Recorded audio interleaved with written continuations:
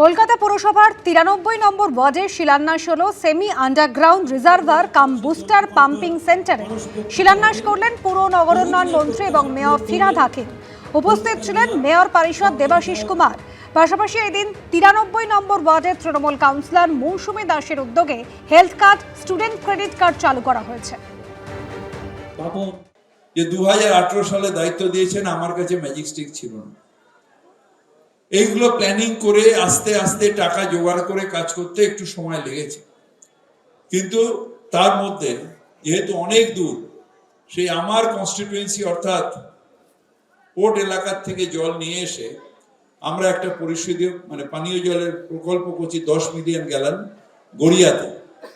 একটা হচ্ছে আমার জয়হিন্দ ধাপায় একটা জল প্রকল্প আছে, সেটা 30 মিলিয়ন গ্যালন, সেখানে আরো 20 মিলিয়ন গ্যালন হচ্ছে।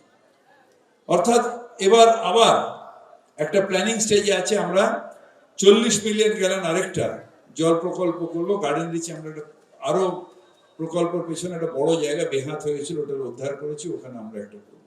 বিধানসভা ভোটে কে কার সঙ্গে জোট বাঁধবেন তা নিয়ে জল্পনা তুঙ্গে। একদিকে সিপিএম, কংগ্রেস, আইএসএফ কে জোট বার্তা দিয়েছেন হুমায়ুন কবির, আবার নওশাদ সিদ্দিকীকে আক্রমণও করেছেন। আইএসএফ বিধায়কও জোটের রাস্তা খোলা রেখেই পাল্টা জবাব দিয়েছেন।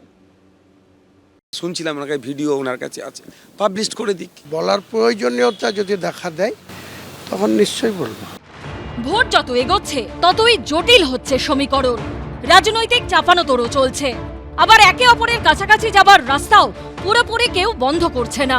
একদিকে রয়েছে আইএসএফ, আরেকদিকে সাসপেন্ডেড তৃণমূল বিধায়ক, নতুন দল তৈরি করা হুমায়ুন কবির। কার সঙ্গে যাবেন, কোন দিকে যাবেন, কোনোটাই এখনো স্পষ্ট নয়। সবটাই জল্পনা, ধোঁয়াশা, আহ্বান। আমাদের চাই একটা ঐক্যবদ্ধভাবে নির্বাচনের ময়দানে মানুষের কাছে আমাদের আস্থা, ভরসা, বিশ্বাসযোগ্যতা মানুষের সামনে রাখতে। তাতে বিজেপি আর তৃণমূল বাদ দিয়ে যে কোনো দল ডাকলে যাব, আমি ডাকলে যদি তারা আসে। এক হাতে তো তালি বাজে না, দুটো হাত দরকার হয়। এই মুহূর্তে রাজ্যে আইএসএফ এর একমাত্র বিধায়ক নওশাদ সিদ্দিকী, সবেতন নীলমণি বিরোধী বিধায়ক। আসছে বিধানসভা ভোটে তিনি কি হুমায়ুন কবিরের সঙ্গে হাত মেলাবেন? ধর্মনিরপেক্ষ যে শক্তিগুলো আছে, যারা বিজেপি এবং তৃণমূলের বিরুদ্ধে প্রকৃত অর্থেই লড়াই করতে চাইছে, ওই ড্যামি লড়াইয়ে আমি যাচ্ছি না, ড্যামিদের লড়াই আমি যাচ্ছি না। প্রকৃত অর্থে যারা লড়াই করতে চাচ্ছে তারা ঐক্যবদ্ধ হবে। এই প্রকৃত লড়াই যদি হুমায়ুন কবির সাহেব চান, তিনিও আমাদের সাথে থাকবেন। যদি সিপিএম কংগ্রেস চান, তিনিও আমাদের সাথে, তারাও থাকবেন। আরও যে সমস্ত সেকুলার ফোর্সেস আছে তারা যদি চায় একসাথে থাকবে। আজ যার দিকে জোটের বার্তা দিচ্ছেন, দিন কয়েক আগে তাকেই বাক্যবাণে বিদ্ধ করেন হুমায়ুন কবির। নওশাদ বেশি চালাকি করছে, সে আমার সঙ্গেও কথা বলছে, পাশাপাশি টিএমসির সাথেও সিট শেয়ারিং করার জন্য বসছে। তো বসতে দিন, যদি নওশাদ এই ভুল করে তাহলে নওশাদকে ভাঙড়ে কিভাবে হারাবো নওশাদ ঠিক টের পেয়ে যাবে। আজ একে অপরকে আকারে ইঙ্গিতে জোট বার্তা দিলেও পুরনো অভিযোগ নিয়ে হুমায়ুন কবিরের দিকে পাল্টা চ্যালেঞ্জ ছুড়ে দিয়েছেন নওশাদ সিদ্দিকী।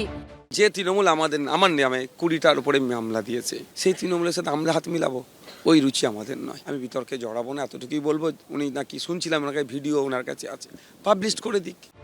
জোটের রাস্তা খোলা রেখে পাল্টা হুঁশিয়ারি দিতে ছাড়েননি হুমায়ুন কবিরও। উনি কোথায় বসেছিলেন, কার সঙ্গে বসেছিলেন, শুধু এখনো ভদ্রতার খাতিরে সেটা প্রকাশ করব না। সব কিছুর একটা শালীনতা বলুন বা রাস্তা দরজা খোলা রাখলে কোনো কারণে তাদের সঙ্গে রাজনৈতিক সৌজন্যতা দেখানোর জন্য করছি না। বলার প্রয়োজনীয়তা যদি দেখা দেয় তখন নিশ্চয়ই বলবো। কথাই আছে, রাজনীতি বরাবরই খামখেয়ালি, স্থায়ী বলে কিছুই নেই। কখন কে কার হাত ধরে আর কখন বাহুবলীর কাচাপ্পার মতো পেছন থেকে তলোয়ার ঢোকায় কে জানে। আইএসএফ এর সাথে যখন আমাদের বোঝাপড়া হয়, তখন বোঝাপড়াটা এই ভিত্তিতেই হয়েছিল যে আইএসএফ এর যা কর্মসূচি আমরা দেখেছিলাম, বামফ্রন্টে যা মিটিংয়ে কথা হয়েছিল, তাতে বামফ্রন্ট যে ধারায় লড়াই করে এসছে এতদিন, আইএসএফও গরিব, শ্রমজীবী, প্রান্তিক মানুষ, মহিলাদের প্রশ্নে একইভাবে লড়াইটা করেছিল। আরও কেউ যদি সেই একই বিকল্প কর্মসূচি নিয়ে হাজির হন, তৃণমূল বিজেপির বিরুদ্ধে লড়াই করার কথা সোচ্চারে ঘোষণা করতে পারেন, তাহলে তাদের সাথে বামফ্রন্টের কথা হতে পারে, কোনো অসুবিধা নেই। পশ্চিমবঙ্গের রাজনীতিতে কোনোভাবে এইরকম হঠাৎ গজিয়ে ওঠা রাজনীতির কোনো প্রতিফলন ভোটে হয় না, আগেও হয়নি, এবছরও হবে না। সমস্ত খুচরো খুচরো ছোটোখাটো দল এবং যারা শূন্য হয়ে গেছে তাদের সঙ্গে মিলেজুলে কিছু একটা মিলিজুলি একটা ঘোট পাকলো, তাতে কিচ্ছু এসে যাবে না। ইলেকশনে, সামনের নির্বাচনে কোনো রকম প্রাসঙ্গিকতা এদের দেখা যাবে না। হুমায়ুন কবির শেষ অবধি কার সঙ্গে হাত মেলাবেন? আদৌ কি তাদের তৃণমূলের সংখ্যালঘু ভোটে ধাক্কা লাগবে? তাহলে কার লাভ, কার ক্ষতি? এই মুহূর্তে এই রাজ্যের একমাত্র বিশ্বাসযোগ্য বিরোধী বিকল্প হচ্ছে ভারতীয় জনতা পার্টি। মানুষ এই বাইনারি ঠিক করেছেন। এই বাইনারির বাইরে যারাই ভোটে দাঁড়াবেন বা মানুষকে ভুল বুঝিয়ে ভোট কেটে বিজেপিকে হারিয়ে বেকার রাস্তায় তৃণমূলকে জেতানোর চেষ্টা করবেন, তারা আসলে তৃণমূলের হয়ে খাটছেন। তারা তৃণমূলকে আবার নবান্নে দেখতে চান। বিধানসভা ভোটে কি নতুন কোনো সমীকরণ দেখতে চলেছে রাজ্য? উত্তর মিলবে কয়েক মাস পরে। কৃষ্ণেন্দু অধিকারী, ঐশী মুখোপাধ্যায় ও দীপক ঘোষের রিপোর্ট, এবিপি আনন্দ। এলাকার সুরক্ষা বজায় রাখতে রাজ্য সরকার কেন্দ্রীয় বাহিনীর সাহায্য নিতে পারে। গতকাল বেলডাঙ্গায় তাণ্ডব সংক্রান্ত জনস্বার্থ মামলায় এই নির্দেশ দিল কলকাতা হাইকোর্টের প্রধান বিচারপতি সুজয় পাল এবং বিচারপতি পার্থসারথী সেনের বেঞ্চ। পাশাপাশি রাজ্য সরকার কেন্দ্রীয় বাহিনী চাইলে কেন্দ্রীয় সরকার সেই বাহিনী দেবে বলেও নির্দেশ দিয়েছে কলকাতা হাইকোর্ট। হুমকি হুঁশিয়ারির মধ্যে মুর্শিদাবাদের বেলডাঙ্গায় পরপর দুদিন বেলাগাম তাণ্ডব, গুন্ডামি, নৈরাজ্যের ঘটনায় এবার এলাকার সুরক্ষা বজায় রাখতে রাজ্য সরকার কেন্দ্রীয় বাহিনীর সাহায্য নিতে পারবে বলে জানিয়ে দিল কলকাতা হাইকোর্টের প্রধান বিচারপতি সুজয় পাল ও বিচারপতি পার্থসারথী সেনের বেঞ্চ। পাশাপাশি রাজ্য সরকার কেন্দ্রীয় বাহিনী চাইলে কেন্দ্রীয় সরকার সেই বাহিনী দেবে বলেও নির্দেশ দিল কলকাতা হাইকোর্ট। ভিন রাজ্যে বাঙালি শ্রমিকের রহস্য মৃত্যু ও তারপর পরিযায়ী শ্রমিক আক্রান্ত হওয়ার অভিযোগে শুক্রবারের পর শনিবার দুদিন ধরে তাণ্ডব লীলা চলে বেলডাঙ্গায়। রাস্তা ও রেল অবরোধ দিয়ে শুরুটা হলেও পরে নৈরাজ্যের পরিস্থিতি তৈরি হয়।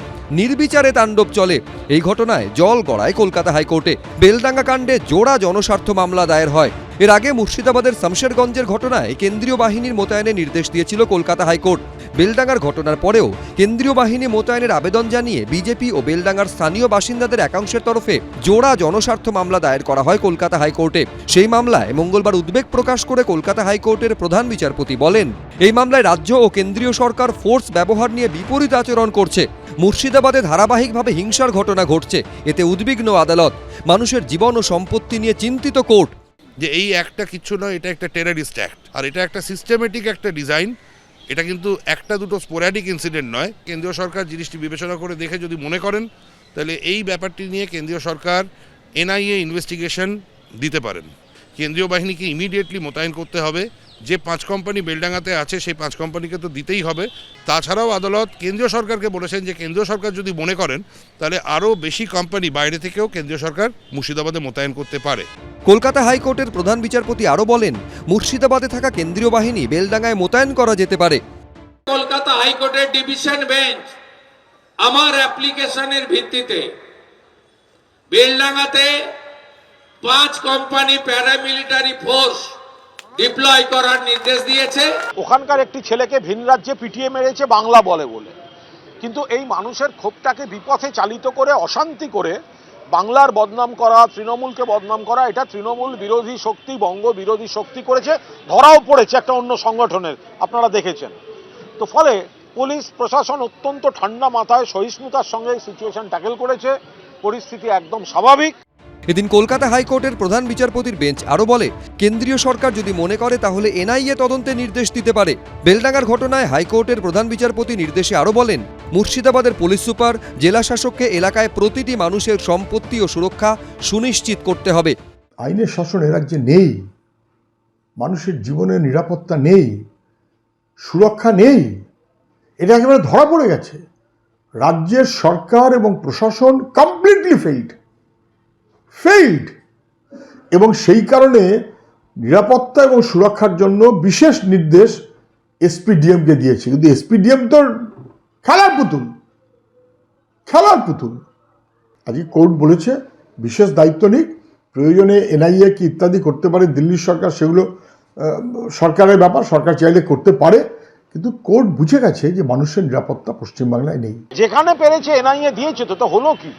এনআইএটা দিনের শেষে তৃণমূল কংগ্রেসের কর্মীদের হয়রান করার জন্য ব্যবহার হয়। বেলডাঙ্গার ঘটনায় মঙ্গলবার আরও বেশ কয়েকজনকে গ্রেফতার করেছে পুলিশ। শনিবার বড়ুয়া মোড়ে অশান্তির সময় ধৃতদের কী ভূমিকা ছিল সেই ছবিও প্রকাশ করা হয়েছে। এদিন ফরেনসিক টিম এসে বড়ুয়া মোড় থেকে নমুনা সংগ্রহ করে। কিভাবে এই ধরনের পরিস্থিতি রুখতে ব্যবস্থা নেওয়া যায় তা নিয়ে 15 দফা পরামর্শ দিয়েছেন রাজ্যপাল। মঙ্গলবার লোকভবনের তরফে সোশ্যাল মিডিয়ায় পোস্ট করে গোয়েন্দা ব্যবস্থাকে শক্তিশালী করা, কেন্দ্রীয় সরকার ও রাজ্যের গোয়েন্দা সংস্থা এবং স্থানীয় সোর্সদের মধ্যে সমন্বয় বৃদ্ধি সহ একাধিক পরামর্শ দেওয়া হয়েছে। সৌভিক মজুমদার, পার্থপ্রতিম ঘোষ, রাজীব চৌধুরী, এবিপি আনন্দ। এবিপি আনন্দ, এগিয়ে থাকে, এগিয়ে রাখে।